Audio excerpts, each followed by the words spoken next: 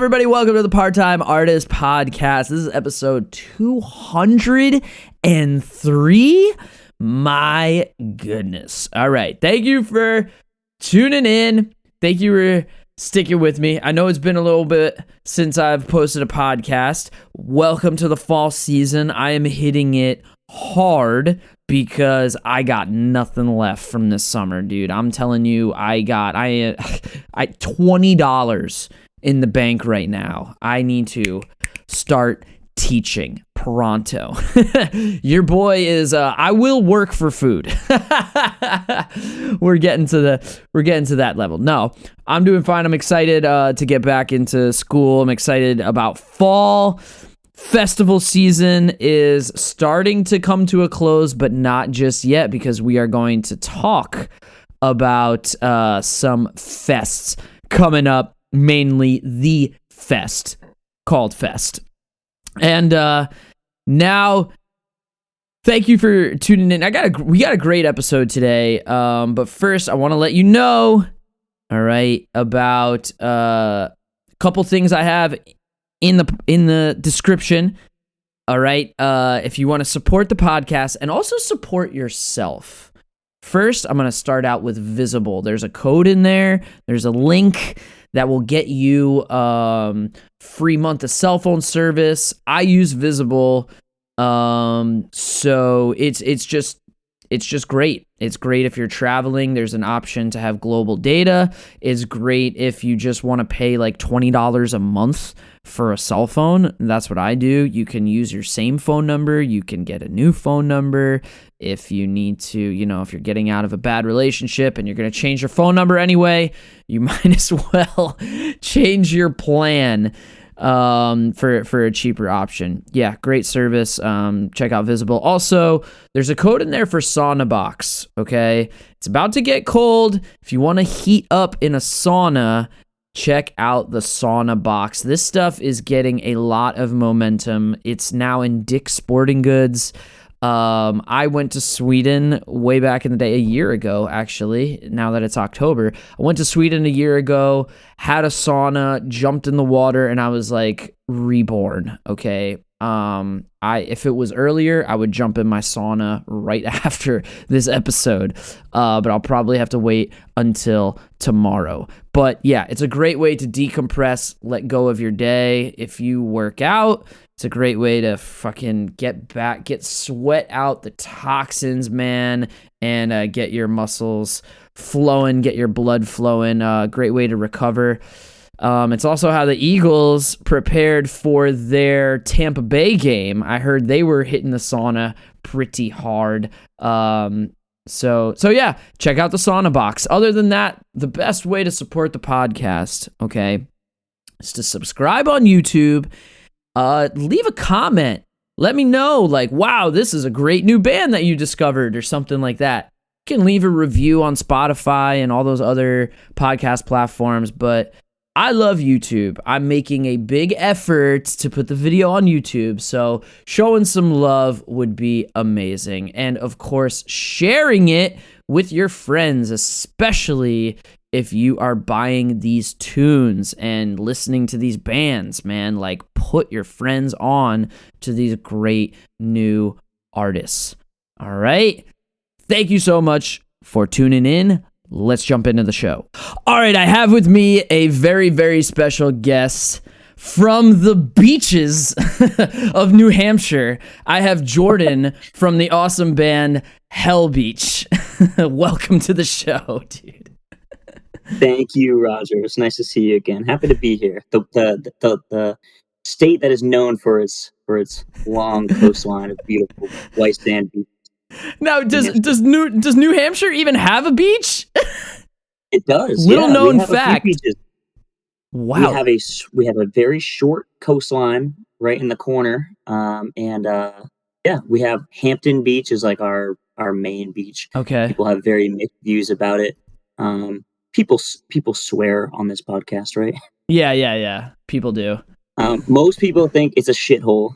And they are partially right, but I love Hampton Beach because I grew up going there. And a lot of the times when I say, "Oh yeah, I'm in a band called Hell Beach and we're from New Hampshire," they think that I'm making fun of Hampton Beach. They think Hell Beach is Mm, Hampton, but for me, I like Hampton, and I'm actually thinking about going there tomorrow for like a final beach day right. before it gets too cold. It's like 40 minutes from my house. Oh, wow. Well, I guess you heard it here first. The score has been settled. Hampton Beach is not Hell Beach. And the official Hell Beach is still in question. It's still unknown. With that being said, I want to start out with a little this or that. Okay? We're going to go this or that. We're going to go beach edition. All right? Are you ready? I am ready. First, when it comes to beaches, Lake Beach or Ocean Beach? 100% Ocean Beach. Okay, beach volleyball or beach football? Probably volleyball. Okay. Volleyball. I've never even seen someone play beach football really. Really? Oh, you got to come to the Jersey Shore, man. I've seen them throw the old pigskin around, but not an official game. Okay, what about surf and safari or surf and bird?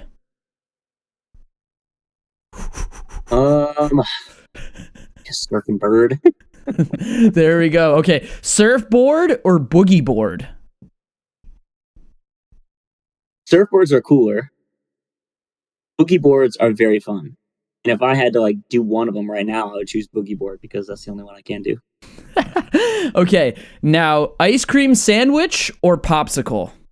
Beach snack. Ice cream sandwich is going to be a problem on a hot day. I'd probably go popsicle. More hydrating. And now, tying the beach into our festival interactions, my last one is going to be crowd surf or circle pit? I'm a big crowd surf guy. Love to crowd surf. Crowd surf. But you got to get out of there. You got to go pee. You're like, I need an exit. You just jump right up on there. I'm a little guy too, so it's like it's not a problem to get up and get it going. But of course, I love the circle pit. Yes. Special place for the circle pit in my heart. Yes, I honestly think, I mean, I don't want to disrespect anybody, but I feel like we should put a weight limit on crowd surfing. It's 2025. We don't want to throw anyone's back out. Okay, now before we start talking about music here. Let's talk music here. We talked, you're from New Hampshire. You're near Hampton Beach. Talk to us about, you're the first guest I've ever had that was from New Hampshire, probably even anywhere close, I think, to New Hampshire. So aside from like upstate New York and stuff around there, but or Massachusetts, but New Hampshire, paint the picture for us, for those of us that have never been there. What is it like? I guess, what goes on up there, and also the music scene? What can you tell us about the music scene, and also just holistically? Sure. Yeah, I mean, depending on where you are in New Hampshire, you can either be like in the mountains and just like in the middle of nowhere, where there's like, those towns where it's like there's the fire station, there's the school. You know what I mean? It's like there's nothing around, there's nobody around.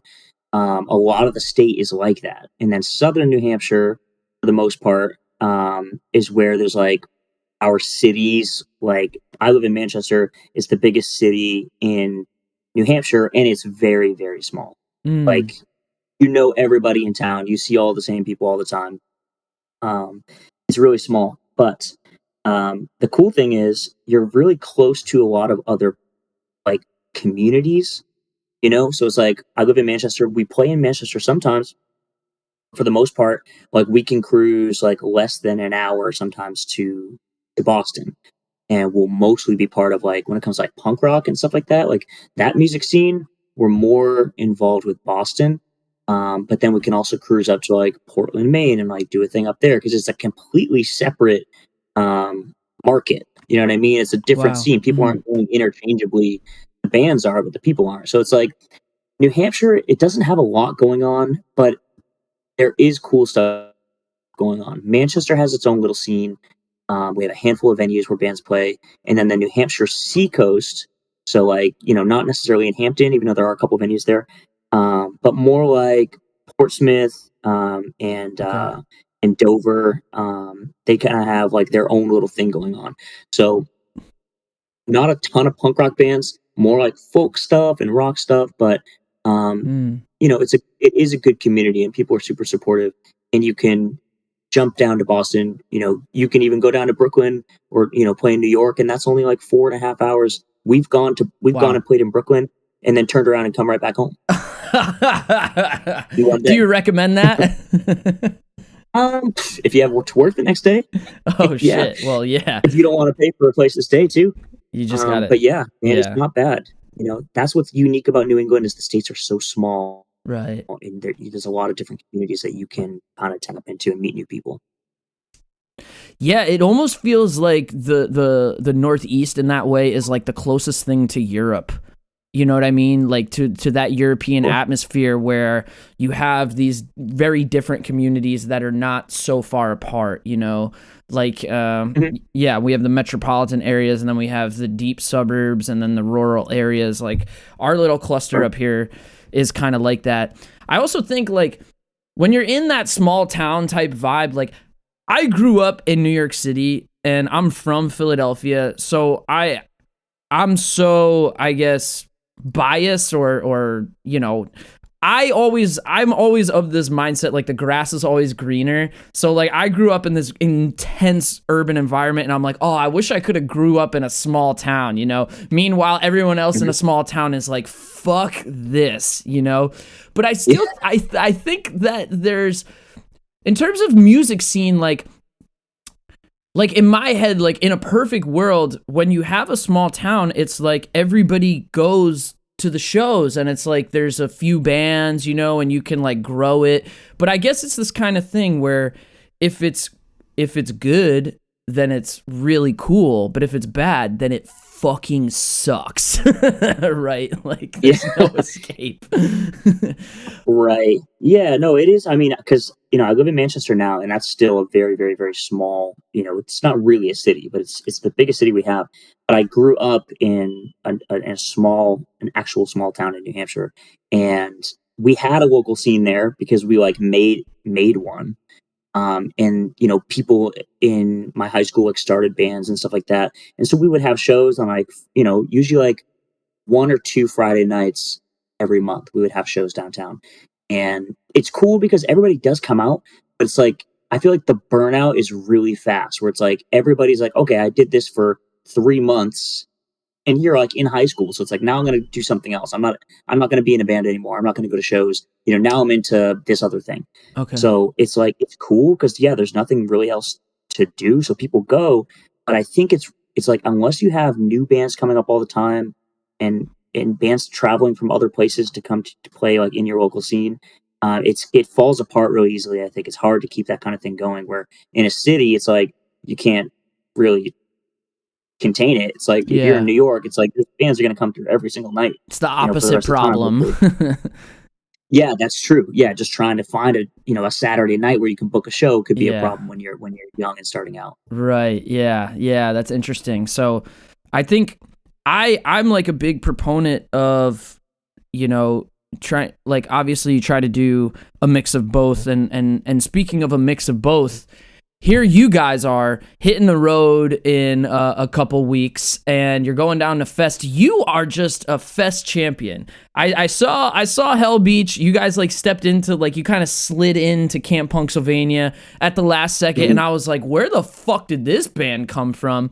And then there I run into you at Riot Fest up in Chicago, and now you're going to Fest down in Florida. I mean, Jesus Christ, if festivals and like punk festivals had like a passport, you'd be stamping all of them, dude. You're like collecting the Infinity Stones of punk festivals this year, dude. So talk to us a little bit about this tour you have coming up, because you are not in beach land, really. You're in like desert and no man's land. Talk to us about this tour and this routing.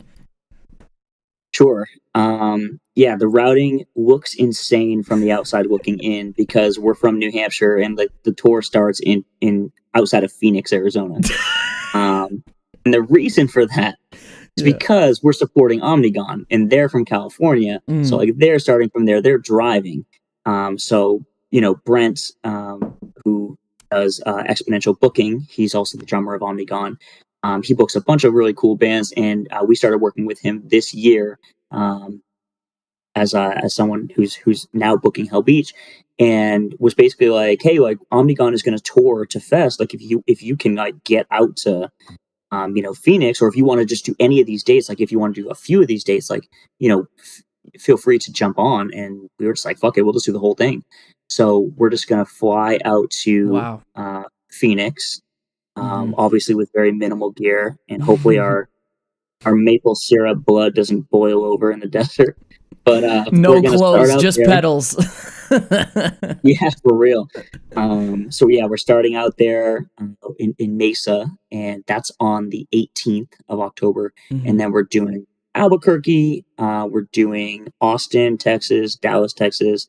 We're going to New Orleans, and then we're going to Gainesville, and we're playing Fest. And we're playing Saturday at Boca Fiesta at Fest at 8:30. Wow. You got the Saturday at 8:30, dude. You are prime time real estate. My Boca, God. it's like one of my favorites. Have you been to Fest? No, I've never been, and it feels like every year it sneaks up on me. And I think it's because like I work in like the school space. So like for me, when October comes around, it's like I need to work, I need to teach. The summer, I'm tapped out. I got $20 in my bank account right now. I'm like, and then it's like Fest time, and I'm like, oh, I just did Riot, and I'm just, but I have to get down there. September and then October is Fest, so it is tough. But one of the greatest things about playing Fest is that you get to go to Fest. Yeah, it's like playing for 30 minutes, that part's going to be cool, but the rest of the weekend, just like seeing so many friends. Definitely try to make it one of these years, because it's so cool.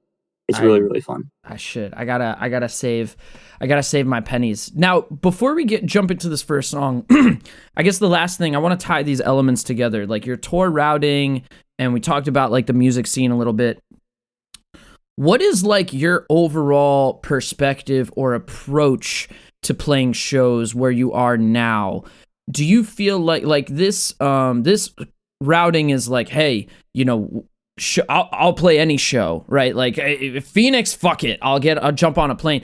Or like, do you subscribe to having that attitude, or do you feel like, you know what, I need to be like more intentional. I need to play in places, that I can come back to and like grow things. Like, where is your head overall when it comes to like touring and playing gigs?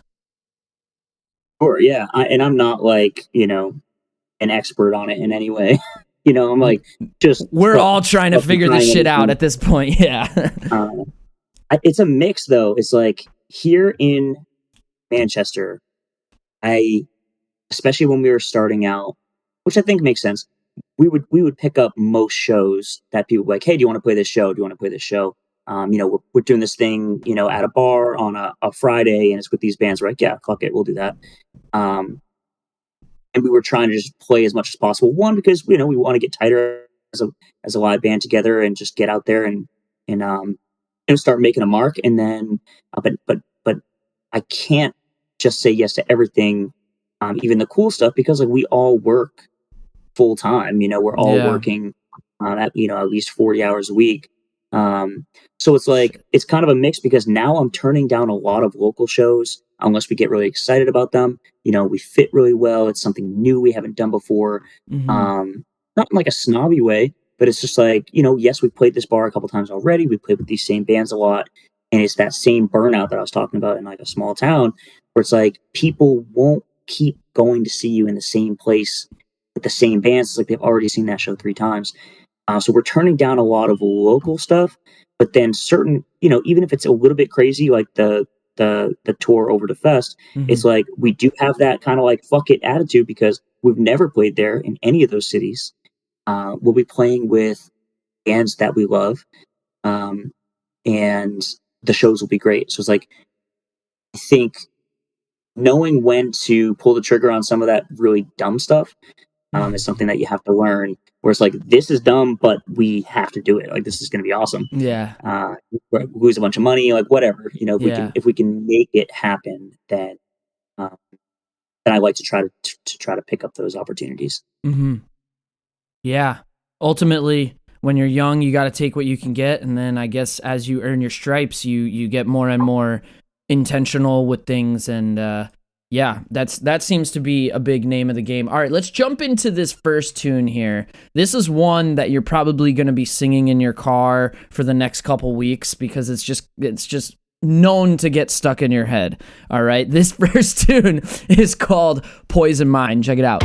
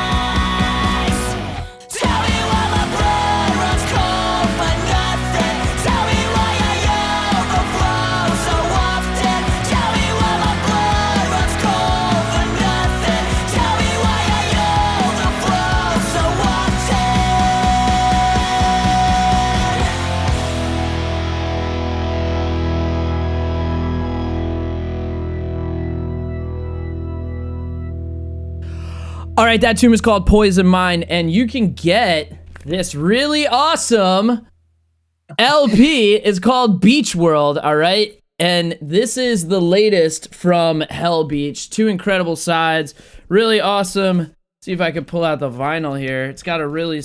I've never seen this color before. My camera doesn't even do it justice. It's like such a nice sky blue and little pearly orange there. Really awesome stuff. But if you probably, I don't even know if you guys sold out of them. You sold out of them on Bandcamp, and you can go to hellbeachband.bandcamp.com to pick up the tunes. Yeah, Beach World is the latest release, and Poison Mind. Can we just talk about this song for a second, because this is so anthemic, and it's such a like poignant melody Like even when I saw you guys at Ortlieb's, I'm walking back to my car like, how you gonna unfuck? Like I just singing it to me, walking back to the car, and I'm like, where the fuck did this come from? So how did this song come together in particular? Sure, yeah. It's funny because I'm sure other people have the same kind of songwriting experience, but sometimes I'll have melodies in my voice memos on my phone for years. Oh yeah. And this was one of those. So it was like I had the verse melodies and that part that you were just singing, the talk your way out, unfuck yourself parts. I had those in a voice memo from like, I don't even know, probably 2020, maybe earlier. Oh my God, dude, that is incredible. I had those parts, but with like dumb lyrics, like like nonsense. Because I'll think of the melody and then I'll like pick up my acoustic guitar or whatever, and I'll just kind of like sing along. I'll like make up some really dumb lyrics, and I'll save that. And then there was this. I wrote the chorus part. I don't remember where I learned this, but someone was talking about songwriting once in I think like a punk rock type of band, and they were like talking about closing their eyes and picturing like a crowd full of people like yelling a part, yelling a lyric or whatever. And that's what I was doing when I wrote that the hook in Poison Mind. Wow. With I can feel my nerves about to break. That part, it was like I was trying to go for the energy of it more than anything else. So I had that big chorus, and then I was like, I don't really know what I'm gonna do, for the other parts. And then I was just digging through my voice memos, and I found those verse parts, and I wrote new guitar for it and stuff, and I wrote lyrics that made that actually had meaning to me and stuff. And that's how it came together. It was actually a later song, I think, for Beach World. I think a lot of the other stuff was written way before Poison Mind, and then it turned out to be like, in my opinion, probably the best song on the record, and most people I think like that song, more than the rest of the record. It's the best one. It has, and here's the other part is that like it has more than one intense melody to it, and like when you have like obviously almost always the chorus is gonna have an insane melody to it because that's like you said, that's the part that we're all gonna sing. But the way that the verse and pre-chorus works, and all of those parts are so they're different. It's not like those songs where it's like one riff and then every song is just like a version of that riff, which I love. I have tons of those songs, but it's not like you're just recycling that same melody. It's like you're really like digging into like different parts to it, which is so like, I don't know, like here's the thing. I want to talk about your sound a little bit, like overall as a band, because I listened like way back into now, and I feel like Hell Beach, there's so many familiar elements to me. Like there are times where, and I'm sure you guys might even be the type of band where after the show, if people come up to you and they start talking, like maybe they come up to you and they always give you like, oh, you sound like this band, like X band. And then, and it's always a different band maybe, because I think there's just like this sense of familiarness. Or like sometimes I'm like, oh, this is kind of like Newfound Glory. You guys have like the really high, tight harmonies. And then, but there's like this heavy, there's these heavy riffs, and then there's the keyboards, and then there's all these like different elements that I think really do create a unique original sound, even though there's this familiar sense to it. How would this is the way I think about it, but how would you describe the sound of Hell Beach? Yeah, it is kind of hard. So it's like there's a big pop punk element to it. There's a power pop sort of thing going on there. So those are the two big ones. It's a lot of power pop and a lot of pop punk. But then it's like usually I'll write a riff, it's made of like 3 chords or whatever. It'll be like a Green Day riff basically, and then I'll like purposefully try to make it like a little bit weird, and I'll throw in some ugly notes in there and like some weird riffs. just to make the riff more interesting. And then that separates it, I think, from pop punk a little bit, and from some of our influences. So yeah, I mean, and there's a lot of rock and roll influence too. So it's like, Yeah. I guess if I have to like put labels on it, which of course is not always easy, but I'd say it's a power pop punk rock and roll band from That hell. that sometimes it's in the garage, sometimes Definitely. Yes. it's like Garage is for sure. sometimes it's in the garage, sometimes it's riding a new wave, sometimes it's like Yeah. it's crazy, but I love it. And to be honest, like I feel like that's the way music is now, because people say like, oh, nothing is original anymore, and it's just like you're not paying attention, because what people thought of as original music back in the day are these like one-dimensional things, like the Sex Pistols, completely original, the Ramones, completely original. But they did one thing, you know what I mean? And they did it really good. Sure. And now, like, Yeah. the new age thing is like, like there's nothing original about the iPhone, but the iPhone had all of these elements into one thing. And that's kind of like the where I see music going now, is like how much shit, like, all right, I'm gonna have a reggae bridge, and then I'm gonna have a hardcore intro, and that just seems to be where music is headed. And I feel like, I'm gonna throw so many puns in here, but I feel like you guys are riding the wave of that a little bit. Now, I feel like there needs to be, after this, like a super cut of all the Hell Beach puns all together. I wanna in hear this that. episode alone, there's probably gonna be a ton of them. Now, do you feel like, so I listened to like your stuff from back in the day, and which honestly is only like a couple years old. Have you guys only started putting out music like within 5 years? Yeah, are you talking about the EP? Yeah, just like, That was I don't know. I think it was in 2022. yeah. I think. Yeah. No, we're a new band. Which, yeah, I was just like, this is crazy to just come out of the gate like this is fucking beyond me. But when you like, again, we talked about like you have all these different sides to it, and you shed light on that one song, but do you write all of these songs in a similar way? Like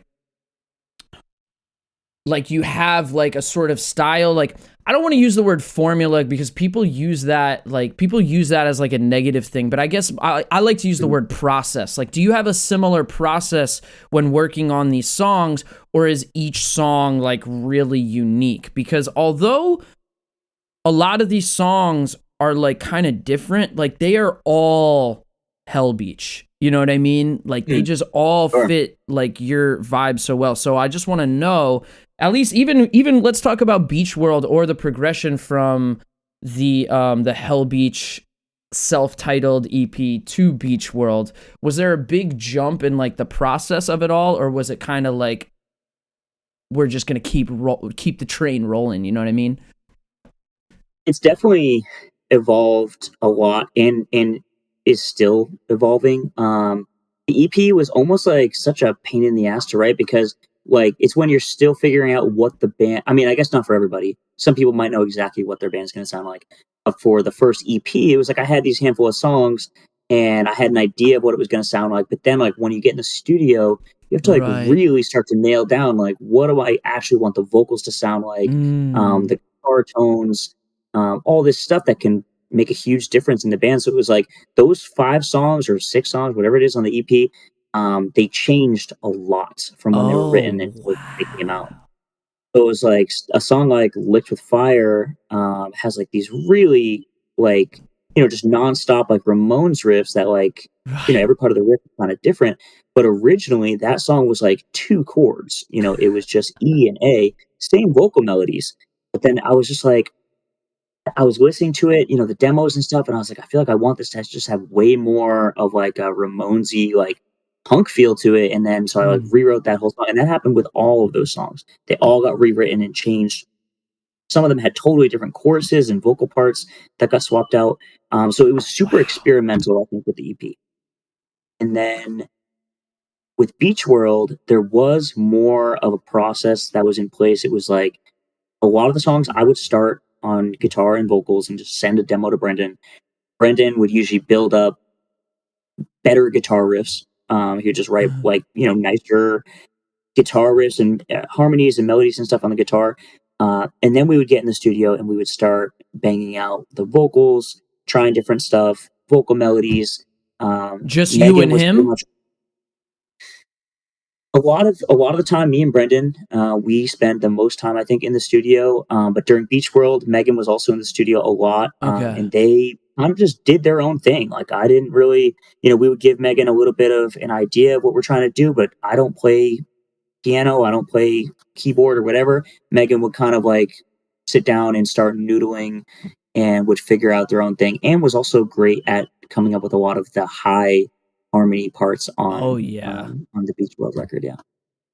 Yeah, I want to unpack that a little bit more in a minute. But before I also want to ask now, we're working on a new LP, right? And what can you tell us about this new LP in terms of the process and the evolution? Is this going to be your concept album, your rock opera? Is this going to be a total genre switch? Is this going to be just the classic Hell Beach sound? Like what can you tell us about what you got coming up?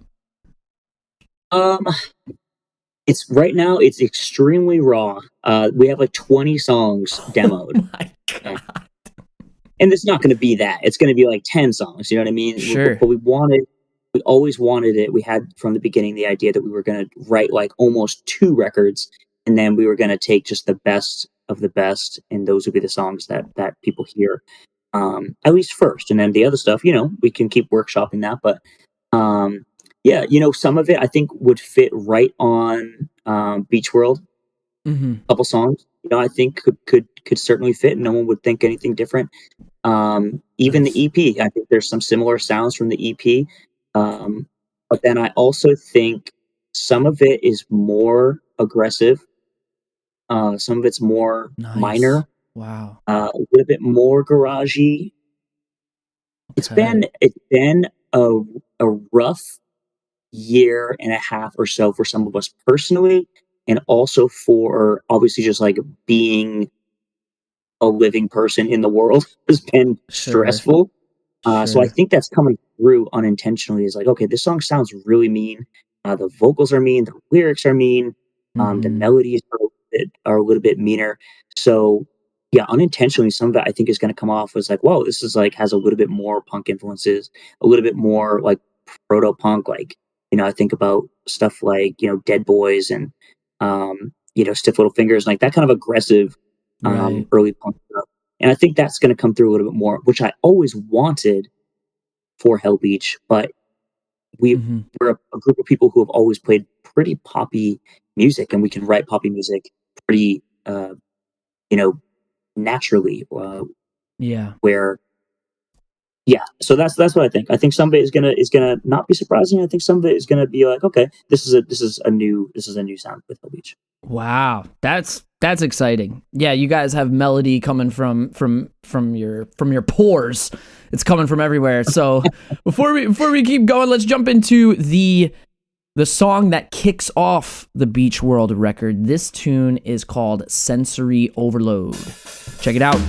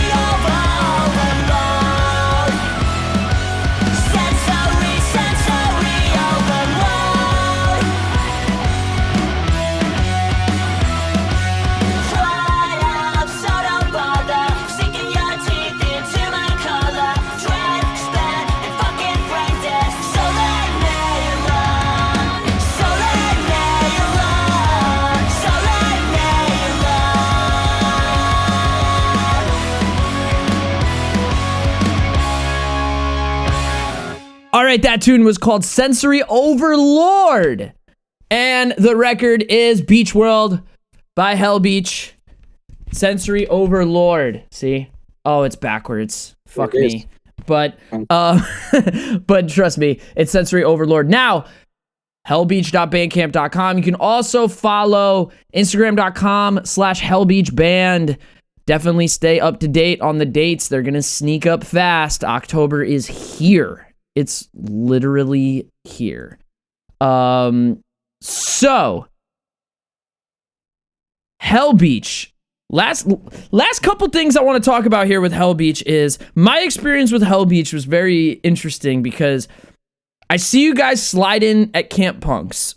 Okay, they had to make an edit on the big banner of bands and lineup, and the tape. Yeah, the big day, and all of a sudden there's a band that like got taped over, and all of a sudden it says Hell Beach, and I'm just like, well, I have to see that band. Like, I'm the one who put that on there. Yeah, that was genius because I was like, I'm not missing that band because there's a band that I guess couldn't make it, and now this band is here, and this band is there's something about it. So saw you guys, and you were playing bass. You guys had a 4-piece setup, really cool. Played on the porch stage, and it was again melody coming from everywhere. I think that full set is on YouTube somewhere as well. Like someone took the time to record it or something. But I think so. Yeah. I watched it, and I had someone else sent me the full audio. I like the video better. Just the audio. I was like, okay, this is little humbling. No, the audio is never comes out the way it actually sounds. And then you guys just happened to be at Ortlieb's down here in Philly, and I was just like, all right, I gotta see this band at fucking Ortlieb's because they're here. And then you didn't even have the bass on; you had a whole other bass player. And now I'm listening to Beach World, and there's Megan and keyboards and all this whole other element, and I'm just like, what the hell is going on? I have 3 different versions of Hell Beach that I'm trying to put my finger on, and so what is Hell Beach, like a collective? Are you guys, is there like a rotating is there a rotating growing, beach stage? yeah. What is the current setup? So the way you saw us in Philly at Ortlieb's, loved Ortlieb's, by the way. Amazing. Shout out to Eric. Great Chicago veggie dog. Mm-hmm. So the current and permanent lineup for now is the way you saw us at Ortlieb. So I'm just doing vocals. We have Franklin Siplis now playing bass, who's been a friend of ours for a long time. When you saw us at Camp Punks, Tim was there. He was still relatively new. He kind of jumped in, and we had like 6 shows like right off the bat for him just to play. But yeah, even Tim is relatively new. Megan's last show with Hell Beach was in January this year. So they were there through like writing and recording the EP, all of Beach World. We did some, short tours and stuff like that with Megan. And then Megan is in their own band called Megan from Work. Yeah. From Manchester, New Hampshire. And they really started to pick up speed to the point where Megan was like, I have to focus on like my own band. Like I love doing this stuff, but I don't have time. And I totally get that. There's no way I could be in a second band. But yeah, so, we had to fill in the gaps for a while. We had to fill in keyboard player for a couple shows. And then we decided we're just going to go with guitars and bass. We're not going to do keys at all. And then I was playing bass for a little while because Franklin was on tour with another band. But now, going forward, for the most part, it should mostly just be me doing vocals, Franklin on bass, Brendan and Tim on guitar, and KB on drums. Now, I don't want to be a bummer, but I guess this is going to be what makes Beach World a special record, because I feel like the presence of Megan is that secret sauce. Like, obviously, you guys are a damn good cheeseburger, but Megan is the secret sauce, because those vocals, those keys, I was like, oh my God, this is awesome. So I have to shout out Megan because that is the shit. That is so cool to hear it in this way after hearing it, you know, the more like on the more raw version, and then to hear that. Do you think Megan is going to be a part of recordings? Question mark? No. Besides like hearing all the demos in my car, no, Megan will not be part of the recording process. We tend to swap demos, give feedback, Sure. stuff like that. So they will certainly be I can't think of the right word, but they'll be hearing the songs and hopefully giving some good feedback, maybe pitching some ideas, but will not be in the studio. But we probably will throw, maybe a little bit of keyboard stuff, some synth stuff, real backgroundy kind of stuff, because it is part of like the Hell Beach sound. And Yeah. for the most part, besides that, I think we'll be trying to fill those gaps with some interesting guitar stuff. We can do a lot more harmonizing, like guitar leads, and so I think we'll find new ways to give the songs something unique. But Yeah. I think it is a special thing about the Beach World era. People be like, "Oh yeah, I saw this band, but they had a giant guitar on stage." People love the guitar. It was a tremendous loss to not have the guitar on stage, but yeah, so we'll make do. Well, I just have to salute Megan. Thank you for your service, because this it really is cool, and I think it really is special. And yeah, it was so, like, my first time putting this on the turntable, I was like, what? Like, where? And what is that weird sound? Yeah, I was just like, holy shit. It was just, yeah. And for those of you that buy the record, hopefully buy the LP, or you're listening on Bandcamp, hopefully you have this realization too, because it's so magical. Thank you, Megan, for your service. It was amazing. Now, I want to talk to you a little bit about, last thing I want to talk to you about is your relationship with Bad Time Records. Now, when I was a young lad, and I'm sure that there are many other people in bands, whether you're just starting out or whatever, I had this idea, like, all I needed to do was get on a record label, and then all of my problems will be solved. Like, I just need to, like, that is the mile marker, I think, for so many artists, and that's the only thing they want, and they're trying to get it and that's what they're tunnel visioning on. What are some misconceptions about being associated with a record label, and what difference has it made for you personally? Hard question. As a guy who has almost worked with 0 record labels, but I think, like you said, I think there it can be an easy misunderstanding that it somehow makes you legit versus being an independent band.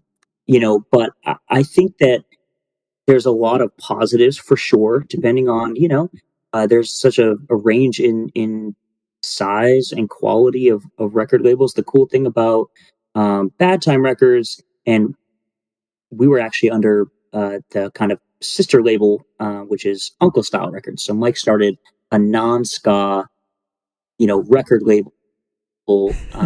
So it's connected to Bad Time, but the record didn't come out on Bad Time Records because Bad Time Records is only a ska record label. But Mike has so many friends, and he's like, people are always like, oh, if I, joking, like, oh, if I add a ska part to this one, if we write one ska song, can you put our record out on Bad Time? He's like, you know what, fuck it, I'm just gonna start a punk label, and it's called Uncle Style Records. And it was huge for us because it was like, Mike is a good friend of ours.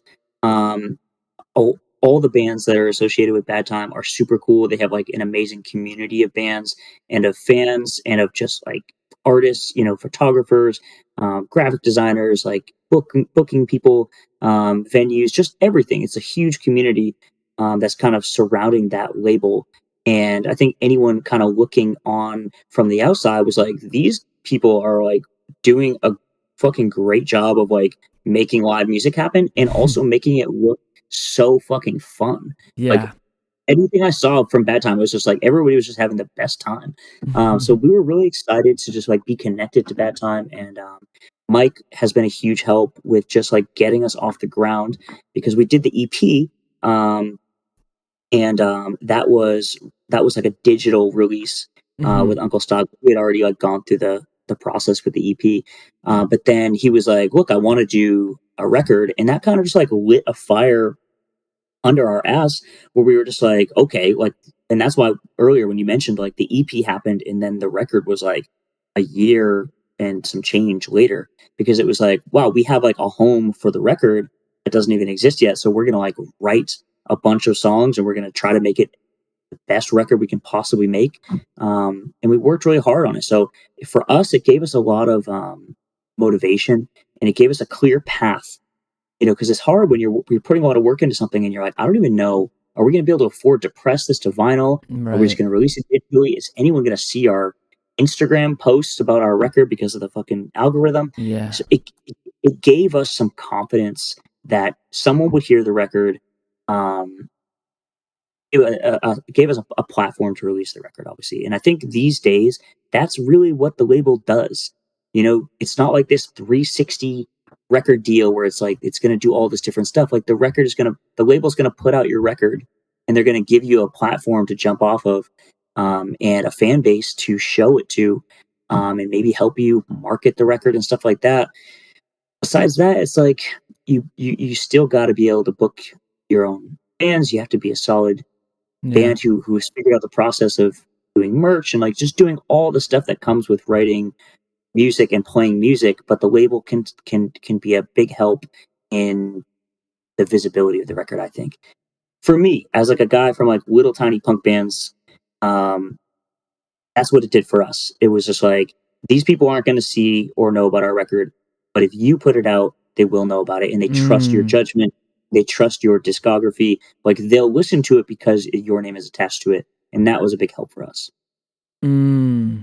Yeah, it is Yeah. that.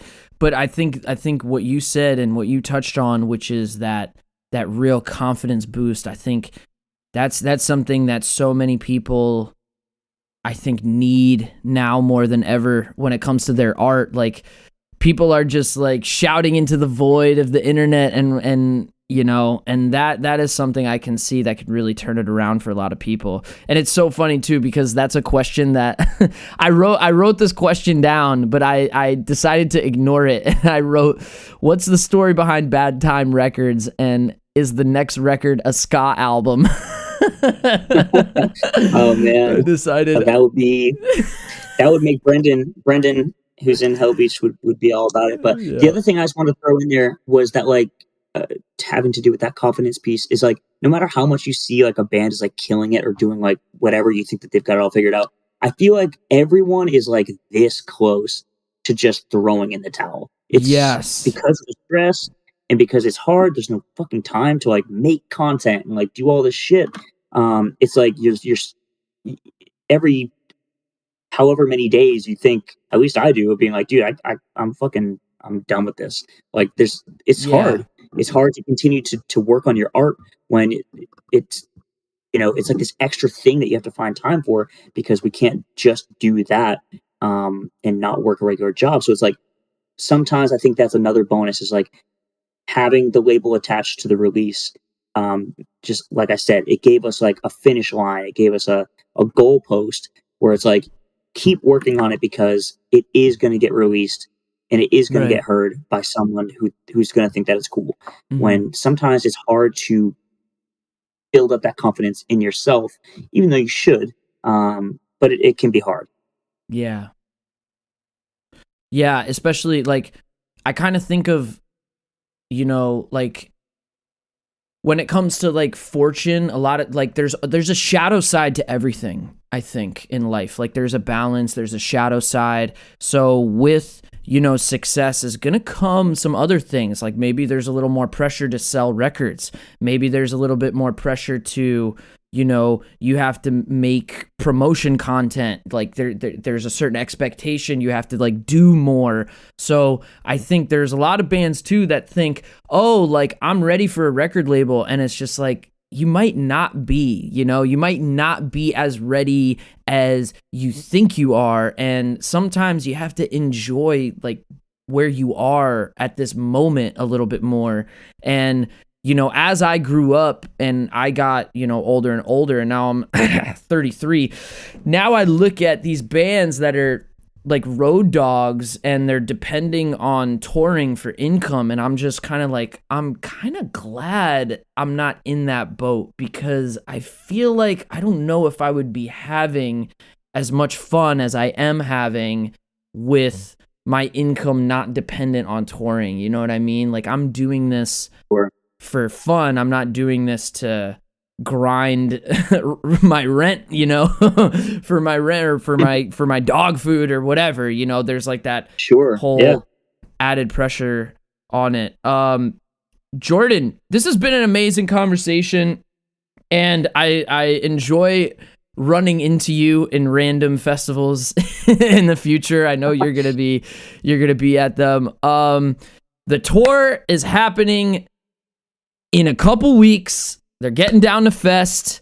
I love it. I gotta get myself there one of these days. I gotta save my pennies and get on down to Florida. That's the other thing, is that I'm just so apprehensive of going to Florida. It's just like I get the willies, you know, when you're like on the edge and you're like looking over and you're just like, ooh, you know, like I get the willies. In Gainesville, you'll be surrounded by the most lovely people in the world. So yes, yeah, I understand. I've heard nothing but great things about Gainesville. It's such a shame that I haven't been there yet. But guys, tour, if you're listening on the fucking in the South, here comes Hell Beach. They're bringing it to you. All right. Yeah, I'm so excited for all of these shows. New Orleans, Austin, Dallas, great cities here. Awesome stuff. And we're going to keep our eyes out for the new record, even though, Jesus Christ, you like just released this a few like weeks ago, months ago, That's whatever. Not true. It came out a year ago. I mean, but year. It's still new. A year is only like what, 50 weeks? Like, come on, like that's like. But please continue to listen to Beach World.